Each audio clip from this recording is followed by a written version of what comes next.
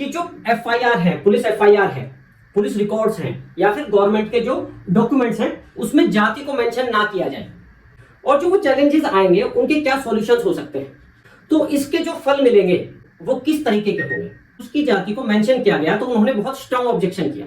तो राज्य सरकार को कोर्ट ने ये आदेश दिया, ये निर्देश दिया, इन फ्यूचर क्या क्या चैलेंजेस आने वाले हैं अब हम उस पर बात करते हैं कि जो हमारे कुछ कानून जो हैं वो जातिगत आधारित हैं, यानी कि उसमें कास्ट सेंटर में है और वो जाति मेंशन ना करे जानबूझकर, उनमें एक डर फैल सकता है, उनमें भ्रम फैल सकता है, तो अपनी जाति को अपनी गाड़ियों के पीछे भी लिखवाया जाता है। अगर मिटा दी जाएगी तो किस तरीके से शादी ब्याह किए जाएंगे। हीनता, किसी व्यक्ति में हीनता डालने का सबसे बड़ा कारण है। वैसे वैसे देश को आगे बढ़ने में आसानी होगी। जो मास कन्वर्जन है उसका इफेक्ट इतना ज्यादा है कि जैसे नॉर्थ ईस्ट में एक पर्टिकुलर रिलीजन के बढ़ने से। नमस्कार दोस्तों, हमारा आज का वीडियो उस ऐतिहासिक निर्देश के ऊपर है जो हाई कोर्ट ने अभी हाल ही में यूपी सरकार को दिया है, और यूपी सरकार ने वो निर्देश, वो जो डायरेक्शन है वो लागू कर दी है। हाई कोर्ट ने डायरेक्शन ये दी है कि जो एफआईआर है, पुलिस एफआईआर है, पुलिस रिकॉर्ड्स हैं या फिर गवर्नमेंट के जो डॉक्यूमेंट्स हैं उसमें जाति को मेंशन ना किया जाए। कम से कम जहां जाति की जरूरत नहीं है वहां मेंशन ना किया जाए, ये डायरेक्शन है। अब हम इस वीडियो में ये कवर करने वाले हैं कि जो कोर्ट है उसने ये डायरेक्शन क्यों दी, और जब ये इंप्लीमेंट करे जा रहे हैं ये डायरेक्शन राज्य के अंदर, तो क्या क्या चैलेंजेस आएंगे, पॉलिटिकल चैलेंजेस और उससे पहले लीगल चैलेंजेस, और जो वो चैलेंजेस आएंगे उनके क्या सॉल्यूशंस हो सकते हैं। और सबसे बड़ी बात, अगर ये लॉन्ग टर्म में ये जो सॉल्यूशंस है, ये जो दिशा निर्देश है, अगर ये लागू हो पाती है सही तरीके से, तो इसके जो फल मिलेंगे इन फ्यूचर भारत को वो किस तरीके के होंगे। तो हम इस वीडियो में ये सारी बातें कवर करने वाले हैं। अगर आपको वीडियो पसंद आए तो प्लीज लाइक करना। मैं शुरू करता हूं। तो सबसे पहले हम बात ये करते हैं कि ये डिसीजन कोर्ट को क्यों देना पड़ा। देखिए, कोर्ट में एक केस आया, नाम था प्रवीण छेत्री। जो आरोपी व्यक्ति था उसका नाम था प्रवीण छेत्री, जिस पर आरोप था लिकर स्मगलिंग का, यानी कि शराब की तस्करी का। वो और कुछ साथी थे। तो जो प्रोसीजर है अभी का, उसमें जाति को मेंशन किया जाता है पुलिस के द्वारा कोर्ट में, और बिल्कुल नॉर्मल तरीके से मेंशन किया जाता है। तो जब उसकी जाति को, प्रवीण जो छेत्री व्यक्ति है, जब उसकी जाति को मेंशन किया गया तो उन्होंने बहुत स्ट्रांग ऑब्जेक्शन किया। उन्होंने ऑब्जेक्शन ये किया कि अगर मैं आरोपी हूं, मुझ पे कोई आरोप है, तो वो आरोप प्रवीण पर है, प्रवीण छेत्री पर है, पूरे समुदाय पर नहीं है। इसका मतलब कि यहां पर जाति को बार बार मेंशन करने की कोई जरूरत नहीं है। तो उन्होंने जो स्ट्रांग ऑब्जेक्शन किया प्रवीण ने, तो जज ने कुछ ऑब्जर्वेशंस दिए। जज ने क्या कहा, उनका कहना यह था जज का कि जो भारत का संविधान है उसमें इक्वालिटी और डिग्निटी बहुत महत्वपूर्ण कारक है। अगर जाति को मेंशन किया जाए तो यह भी हो सकता है कि कोई व्यक्ति जो जज है या कोई पुलिस है, उस जाति से संबंधित उसके कोई अनुभव हो, तो वो पूर्वाग्रह से ग्रसित हो सकता है। कहने का मतलब यह है कि अगर जाति मेंशन करने की जरूरत नहीं है तो जाति को मेंशन ना किया जाए, क्योंकि इसके आधार पर भेदभाव हो सकता है किसी व्यक्ति के साथ, उसके साथ शोषण हो सकता है, जो कि हमारा संविधान समानता की बात करता है, डिग्निटी की बात करता है। तो इन चीजों की जरूरत नहीं है।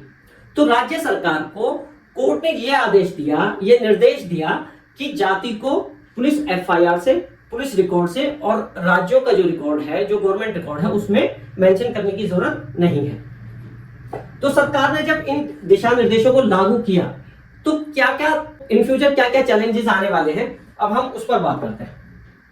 तो पहली बात तो यह है कि जो यूपी सरकार है, क्या उसको इस तरीके का डिसीजन लेना अपने आप से, जो मुख्यमंत्री हैं उनके किसी चीज पे साइन कर देने से, खाली डिक्लेयर कर देने से ये जो पॉलिसी है ये लागू हो सकती है? क्या उनको इतने अधिकार हैं?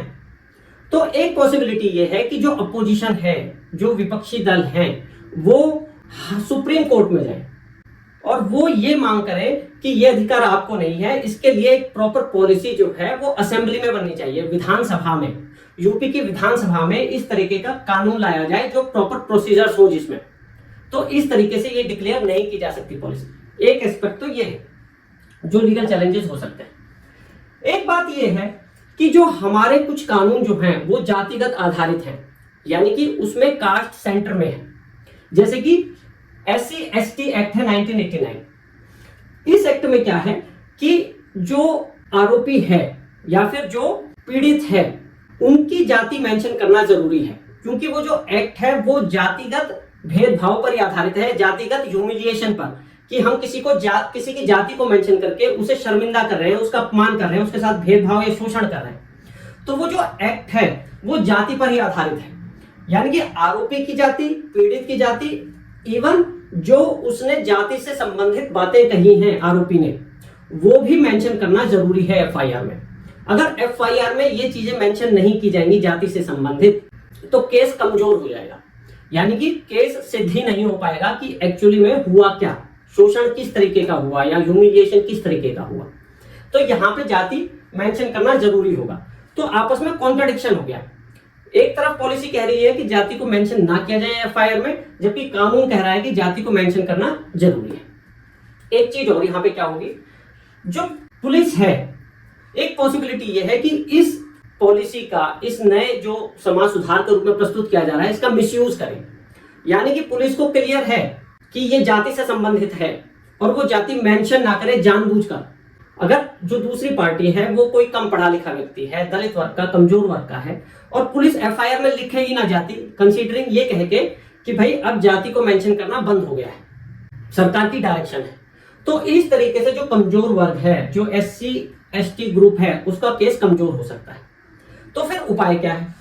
उपाय यह है कि बहुत क्लियर डायरेक्शन, बहुत क्लियर SOP, बहुत क्लियर जो है गाइडलाइंस पुलिस महकमे को दी जाए कि कहां पे जाति मेंशन करनी है और कहां पे जाति मेंशन नहीं करनी, यानी कि बहुत क्लियर डायरेक्शन होनी चाहिए। यानी कि हम पुलिस के ऊपर नहीं छोड़ सकते ये बात कि वो अपनी मर्जी से कभी करे कभी ना करे। एक बात तो ये हो गई। दूसरी बात ये है कि पुलिस है उसको बहुत सेंसिटाइज करने की जरूरत है, उसमें संवेदना डालने की जरूरत है कि वो अपने निजी फायदे के लिए इसका उपयोग ना करें, बल्कि समाज हित में जो उसकी जो मूल भावना है उस पॉलिसी की, उसको ध्यान में रखकर FIR में कहां दर्ज करनी है, कहां नहीं दर्ज करनी, वो अपने आप से भी उस चीज को सोचे।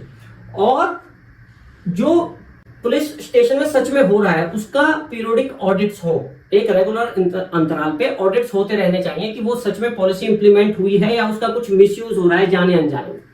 तो ये उसके कुछ रेमेडीज है। ये हो गई लीगल बातें। लेकिन जो सोशल पॉलिटिकल चैलेंजेस जो फेस करने होंगे सरकार को, वो किस तरीके के होंगे, अब उनकी बात करते हैं। जैसे कि जो बहुत सारी जो हमारी सोशल स्कीम्स हैं, वेलफेयर स्कीम्स हैं, या फिर जो आरक्षण है वो जाति पर आधारित है भारत में। तो जो उस आरक्षण से संबंधित जातियां हैं उनको डर, उनमें एक डर फैल सकता है, उनमें भ्रम फैल सकता है कि इस पॉलिसी से उनका आरक्षण खत्म ना हो जाए, या जो वेलफेयर स्कीम्स है जातियों के बेस पे वो खत्म ना हो जाए। तो ये एक पॉसिबिलिटी रहेगी। तो सरकार को जो है बार बार प्रचार करने की जरूरत पड़ेगी कि भाई हम आरक्षण, ये जो पॉलिसी है ये आरक्षण के विरुद्ध में नहीं है, आरक्षण वैसे ही चलता रहेगा, जो कास्ट सर्टिफिकेट है वो ऐसे ही इश्यू होते रहेंगे। ये केवल पुलिस FIR से संबंधित है, पुलिस रिकॉर्ड से संबंधित है, या फिर ऐसी जगह जहां कास्ट की जरूरत नहीं है, जहां कास्ट के आधार पर भेदभाव हो सकता है, केवल वहीं तक ये सीमित है। तो समाज सुधार में इसका उपयोग होना है, किसी के हक मारने में इसका उपयोग नहीं होना, और ये बात बार बार दोहराने की जरूरत पड़ेगी। तो एक तो ये बात हो गई आरक्षण वाली। और क्या बात हो गई? एक बात ये हो गई कि जो देखिए दो तरीके के ग्रुप हैं, एक दलित पिछड़ा ग्रुप है जो कि जाति की वजह से ह्यूमिलिएट होता है, लेकिन एक ग्रुप ऐसा भी है जो जाति को अपनी पहचान मानता है, जो अपनी जाति पर बहुत ज्यादा प्राउड करता है। जैसे कि इस फोटो में अगर आप देखेंगे तो अपनी जाति को अपनी गाड़ियों के पीछे भी लिखवाया जाता है कि हम इस जाति से बिलोंग करते हैं। तो ये कोई बुरी बात नहीं है, क्योंकि उनकी पहचान है ये और उसमें ये प्राउड करते हैं, तो प्राउड बुरी बात हो ही नहीं सकता। लेकिन दूसरे को नीचा दिखाना वो गलत हो सकता है, खुद पर प्राउड करना एक अच्छी बात ही मानी जाती है। ठीक है, तो जो ये लोग हैं इनको ये डर हो सकता है, ये भ्रम हो सकता है कि हमारी जो जातिगत पहचान है, हमारी जो प्राउड वाली पहचान है, उसको मिटाने की कोशिश हो रही है। इसके अलावा इसका क्या समाधान होगा, या इसके बारे में हम क्या कर सकते हैं, ये हम अभी आगे बात करेंगे। लेकिन जातियों के आधार पर और क्या क्या होता है, देखिए जैसे मैरिजेस हैं, जो शादी ब्याह है भारत में, खासकर गांवों में, वो जाति पर आधारित होते हैं, यानी कि अपनी कास्ट में ही शादी ब्याह किए जाते हैं। तो इस तरीके के भ्रम हो सकते हैं कि भाई कास्ट अगर मिटा दी जाएगी तो किस तरीके से शादी ब्याह किए जाएंगे। और जो हमारी पंचायत के लेवल पे, जो ग्राम पंचायत के लेवल पे जातियों का बहुत ज्यादा महत्व है। कई बार कई सारे केसेस को रिजॉल्व करने में जाति महत्वपूर्ण रोल निभाती है, ठीक है। तो कई बार जमीन जायदाद के जैसे केसेस हो जाते हैं तो जाति के आधार पर यह पहचान की जाती है कि भाई ये इस जाति की है, ये जमीन इस जाति की होने की ज्यादा चांसेस है, यानी कि जो पॉसिबिलिटी है ना, जाति के बेस पे उस पॉसिबिलिटी को एसेस किया जाता है, ठीक है। तो अभी जो सारा जो सोशल स्ट्रक्चर है वो जाति से जुड़ा हुआ है, जो सोशल सिक्योरिटी है वो भी जाति से जुड़ी हुई है। बहुत सारी जातियों से रिलेटेड सभाएं होती हैं, जातियों से रिलेटेड जैसे संस्थाएं हैं जो अपनी अपनी जाति को सोशल सिक्योरिटी प्रोवाइड करती हैं, यानी कि वो जाति के लिए बहुत अच्छा काम कर रही है। तो उनमें ये भ्रम हो सकता है कि डर फैल सकता है कि हमारी जातिगत अगर आइडेंटिटी खत्म हो जाएगी तो वो सोशल जो सिक्योरिटी है जो उसके समाज को मिल रही है वो कैसे मिलेगी। तो एक तरीके से लोगों में डर भय का माहौल हो सकता है। उससे बड़ी बात, जो पॉलिटिकल पार्टीज हैं जो जाति वाली राजनीति करती हैं, जिनका वोट बैंक जाति पे आधारित है, वो इस चीज को बढ़ा चढ़ाकर पेश कर सकती है। वो इस डर को, इस भ्रम को एम्पलीफाई करने की कोशिश कर सकते हैं, यानी कि वो जो डाउट है उसे बढ़ा चढ़ाकर पेश करना कि भाई अगर जाति के प्रमाण पत्र या जाति को ही मिटा दिया जाएगा, रिकॉर्ड में जाति ही नहीं होगी, तो आप कैसे प्रूव करेंगे कि आप इस जाति के हैं, है ना।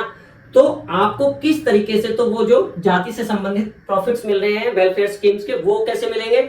और अगर आपकी जाति ही मेंशन नहीं होगी तो कुछ सालों बाद आपकी आइडेंटिटी ही खत्म हो जाएगी जाति की। तो इस तरीके के जो डर है, इस तरीके के जो अफवाहें हैं वो फैलाई जा सकती है।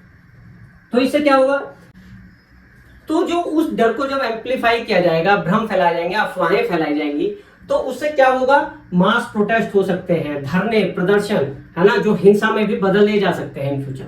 तो इस तरीके के प्रॉब्लम्स सरकार को फेस करनी पड़ सकती है, जिसके लिए उसे अभी से समाधान ढूंढने पड़ेंगे, ठीक है। अच्छा, एक चीज और है, जो सरनेम है हमारे यहाँ पे, जो नाम के पीछे सरनेम मेंशन किया जाता है, जो उपनाम होता है, वो अपने आप में कास्ट को प्रदर्शित करता है। जैसे यादव है, शर्मा है, अग्रवाल है, अरोड़ा है, तो ये जो अपने आप में ये उसकी कास्ट को बताते हैं, है ना।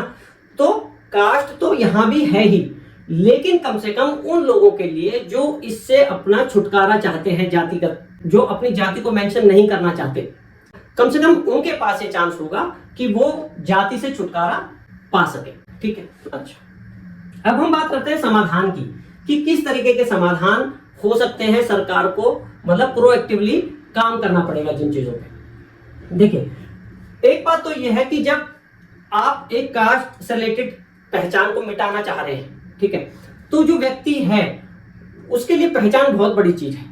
हर व्यक्ति अपनी पहचान किसी ना किसी चीज से जोड़ता है।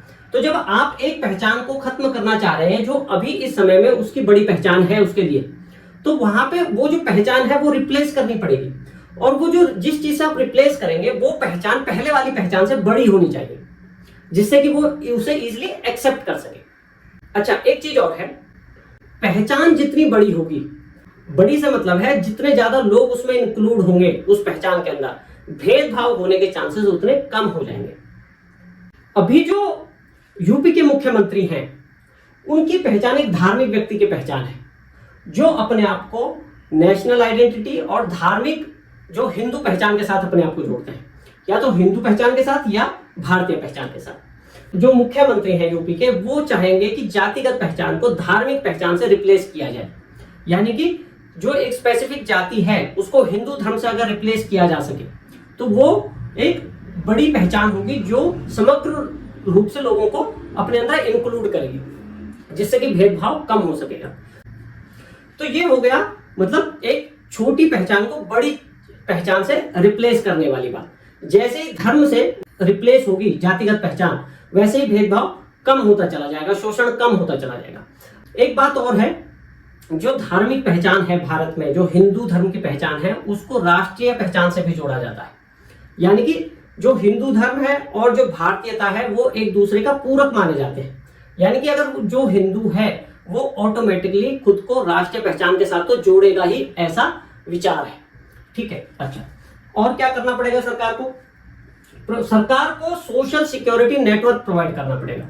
जो अभी जो सोशल सिक्योरिटी है भारत में वो जातिगत आधारित है, यानी कि लोगों को जो सिक्योरिटी प्रोवाइड की जाती है वो उसे जातिगत समूह द्वारा प्रोवाइड की जाती है। तो सरकार को ऐसा कोई स्ट्रक्चर डेवलप करना पड़ेगा कि लोगों को अपनी जाति के पास ना जाना पड़े।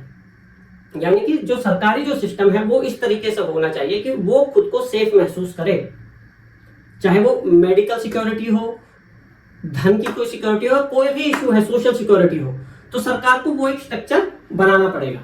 ठीक है, सरकार को काम क्या करना पड़ेगा? यूपी सरकार को कोई मीडिया में, सोशल मीडिया में, है ना, बार बार वो जो निर्देश है, वो जो पॉलिसी है उसको बहुत बार बार लोगों तक पहुंचाना पड़ेगा कि एक्चुअली इस पॉलिसी का पर्पस क्या है। ये समाज सुधार में बहुत बड़ी चीज है। तो वो जो अफवाहें होंगी, जो डर होगा, उसको कम करने के लिए, उसको खत्म करने के लिए ऐसा नहीं कि बस पॉलिसी बना दी, उस पॉलिसी को लोगों तक पहुंचाना पड़ेगा। जो उसका मूल भाव है, जो पर्पस है, उसको लोगों तक बार बार पहुंचाना पड़ेगा जिससे कि उनको क्लैरिटी आ सके। और जो पॉलिटिकल जो रेजिस्टेंस है उसको बहुत एक्टिवली जो है काउंटर करना पड़ेगा। उसके लिए क्या किया जा सकता है? जो वहां के मुख्यमंत्री है, जो वहां की सरकार है, उसे और जो दूसरी पॉलिटिकल पार्टीज हैं उनको कॉन्फिडेंस में लेना होगा, उनसे पूरा संवाद करना पड़ेगा कि भाई हम ये, हमारी ये डायरेक्शन या हमारा ये सोचना है, हमारी ये विचारधारा है, या हम इस समाज सुधार के लिए ये पॉलिसी लेकर आए। तो उनको इंक्लूड करने की जरूरत पड़ेगी। देखिए, जिनकी जो पॉलिटिक्स है वो जाति पर ही आधारित है टोटल, तो वो इस चीज को एक्सेप्ट नहीं करेंगे, ये बात इनको भी क्लियर होगी। लेकिन बहुत सारे लोग ऐसे भी होंगे जो पॉजिटिव होंगे, जो सच में जातिगत भेदभाव को लेकर कंसर्न होंगे, जो पॉलिटिक्स से ज्यादा जो सोशल जो चीजें हैं उनको लेकर कंसर्न होंगे, तो वो इस चीज को कम से कम एक्सेप्ट करेंगे। और जो पॉलिटिकल जो दूसरी पार्टीज हैं उनको ये बहाना ना मिल पाए कि हमें इंक्लूड नहीं किया। तो सारे दलों को साथ लेकर अगर चला जाए तो कंपैरेटिवली प्रॉब्लम्स कम आएंगी। एक चीज और, फिर भी जो लोग गलत अफवाहें फैलाने की कोशिश करेंगे, हिंसात्मक आंदोलन करने की कोशिश करेंगे, ये हो सकता है, तो सरकार को स्ट्रिक्ट एक्शंस लेने की भी जरूरत पड़ सकती है। यानी कि समझाना और जहां जरूरत पड़े वहां एक्शन लेना, दोनों ही चीजों की जरूरत सरकार को पड़ सकती है। तो इस तरीके से मतलब जो है, जो पॉलिसी का इंप्लीमेंटेशन और सॉल्यूशन साथ साथ चलने चाहिए। अच्छा, अब अगर हम ये बात करें कि ये पॉलिसी जो है 15, 20, 25 साल लगातार इस पर काम हो, प्रोग्रेसिव तरीके से अगर काम हो, तो इसके जो फल मिलने वाले हैं वो बहुत अद्भुत होंगे। किस तरीके से अद्भुत होंगे?